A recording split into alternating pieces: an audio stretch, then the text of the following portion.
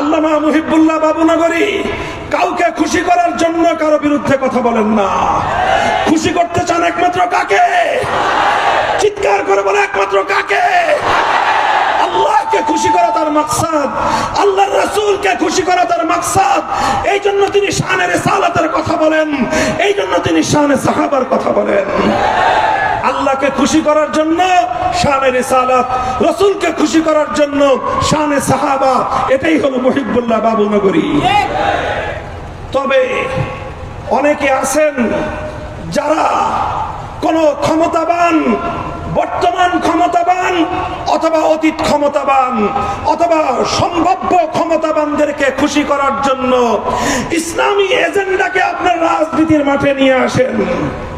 আমি তাদেরকে সতর্ক করব, খবরদার, ইসলামের কথা ইসলামের স্বার্থে বলবেন।